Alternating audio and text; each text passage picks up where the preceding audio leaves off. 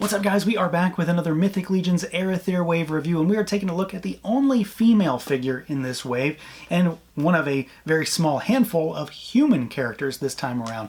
We are taking a look at HADRIANA, which is honestly a figure that I have really been looking forward to. I'm sure I've said that with every video so far, but this one in particular, mostly because of that helmet, the mask situation. I'm really curious to see how she is going to stack up next to Gwendolyn or to Delphina, some of my favorites from the Advent of Decay line. She looks like she is definitely going to be a contender for one of the better female figures in the line in general. So we've got her here in our standard Legion style single pack figure packaging. So figure there in the big window, collector friendly stuff as usual. You've got a bio card for her on the side panel, and then the back of the box has got our Mythos write-up, the humongous spread of artwork for Arethyr himself, and then a cross-sell for the rest of the single pack figures in the wave. So let's do it. Let's pull her out and take a look. And here we go, out of the package, our HADRIANA figure. So the third and final member in this wave of the Red Shield, and she is the leader of the Red Shield. So she's kind of a bigger character in terms of this particular wave. We've gotten a number of kind of, generals and leaders and things of that nature. And while she's not like a faction leader, she leads this sub-faction. So, the Red Shield is within the Leodicia's faction as far as the bio is concerned and the backstory within Mythos. So she's pretty important. And it's nice to be able to get kind of like a grouping of these guys with her and Magnus, the Red Shield soldier. And then, of course, we already had Faustia. So let's see what she can do, see how she moves around. Female figure. So, of course, that means 2.0. Still very similar stuff, it's just got a little bit difference, and then she has something a little bit outside of the norm as well, specifically. So we've got a head that can look up, can look down really good, tilt side to side really nice, and then full rotation. She has got a swiveling visor on her helmet, which is really cool, so that's an added point of articulation. We've got arms that go out, rotate all the way around, single swiveling elbow, forearm rotation, wrist rotation, and you've got hinges, of course. We've got a 2.0 figure again, so this means she has a diaphragm cut. So she goes backwards at the diaphragm a little bit, forwards a little bit, side to side a little bit, and then you've got your twist. You can also twist at the waist. It's kind of tight because, it's an oblong shape, but the twist is there. Legs go out. They kick forward. They kick backwards. You've also got your thigh cut. Single rotating knee. And then we've got rotation at the ankle. You've got really good rocker at the ankle as well, and you've got really good hinges. So if you are familiar in any capacity with a 2.0 female figure, you pretty much know what to expect here. The only thing that's really different is the fact that she's got the visor. That is not a common piece at all when it comes to this line. It's a really cool inclusion, and of course it does add one more thing that you can pick up and move around. Now aesthetically, I think this figure does have a lot to offer because not only does she have some pretty striking color options when it comes to, the skirt piece, the torso with that tabard on it, and of course this new head sculpt. She also has two soft goods capes that we're going to talk about here in a minute. So there are a number of things you can do to HADRIANA to change her up, to make her into an army builder if you want, when it comes to just making her into kind of a female Red Shield knight. But as far as her default look out of the box, I am very happy with this figure. It does kind of remind me a lot about Faustia, but in kind of like a different way. So that figure was gold with the with all of this sort of adornment as far as the torso tabard and things of that nature. It's a little bit of a different color scheme because Faustia is mostly solid red, whereas HADRIANA has the black and red. But then, of course, HADRIANA has this gunmetal color with all of this inlaid black and gold. And I really like that. I really like the skirt pieces that she has, and I'm digging this belt as well. It fits nicely with this color palette against this red and black. I think it works really nicely. And again, it just looks good in concert with this helmet. A lot of that gold piping goes a long way to make her seem a little bit more regal. Faustia, by comparison, is super gaudy, whereas this seems something more like the leader of the faction would be rolling into battle like this. So, at least in my mind, that's sort of what I'm seeing here, and I'm kind of doing with it. But I think she looks fantastic. Again, color palette is spot on. I do like the subtle hints of brown within the belt, just to break it up a little bit. But then there's all those sort of gold rivets all over it that sort of tie it all back together. But then you've got this gunmetal-y with kind of of a tinge of blue in it almost, armor with all of that black, with all of that gold, and it just pops. It works really well. And of course, you're really drawn to this head sculpt, and I mean, I know I am, because it is so different. So it is a very basic style of helmet, but of course it's covered with this face shield that is done up in the lion motif, which I absolutely love. I think it's fantastic.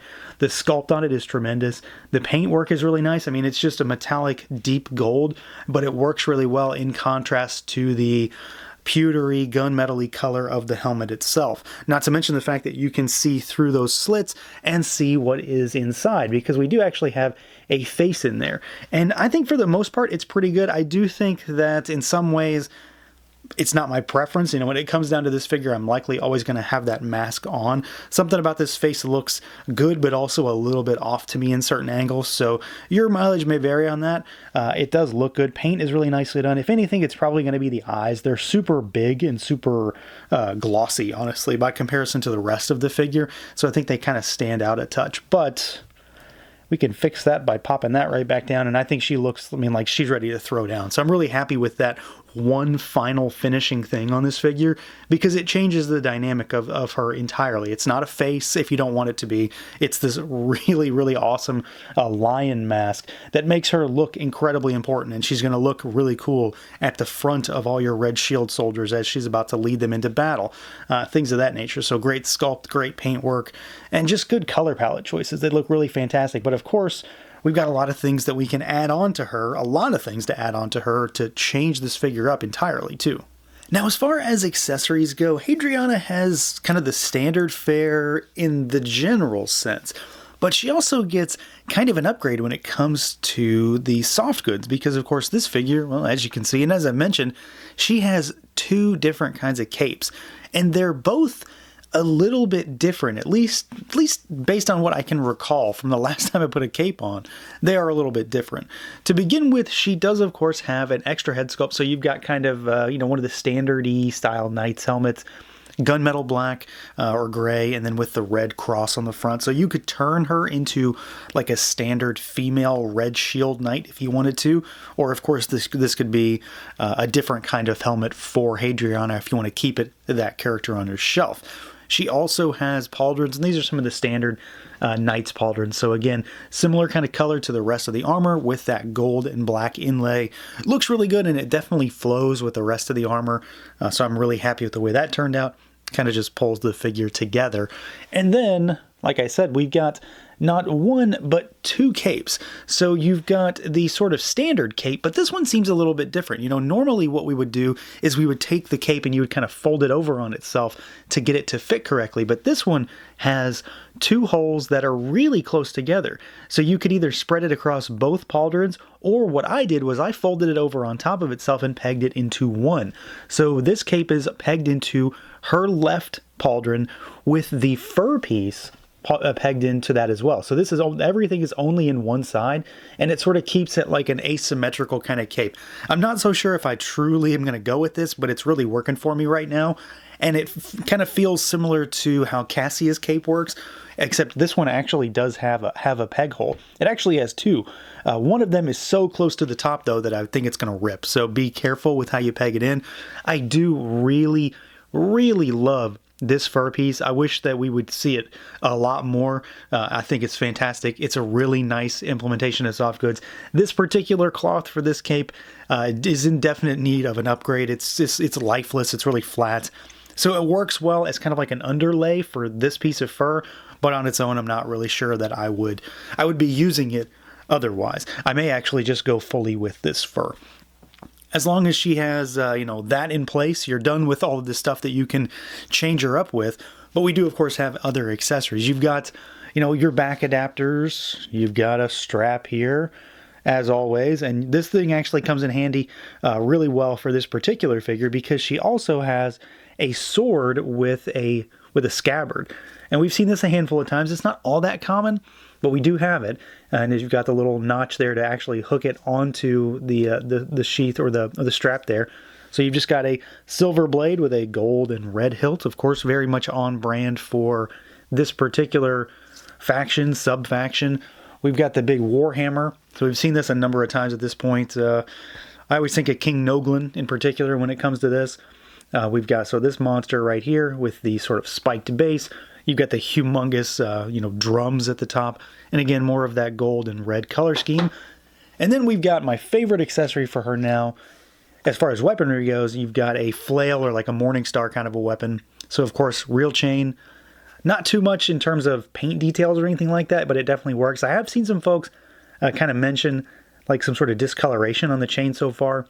Not so sure that I'm seeing it or not, but maybe keep an eye out for it. Otherwise, it's very functional. It works really well. And of course, it's a really imposing looking weapon. I think this is just a nice, cool weapon, especially for a female figure, just to throw it on her. So we do have a pretty standard array of accessories when it comes to weaponry, but when you throw everything together as a whole, she is very well stacked.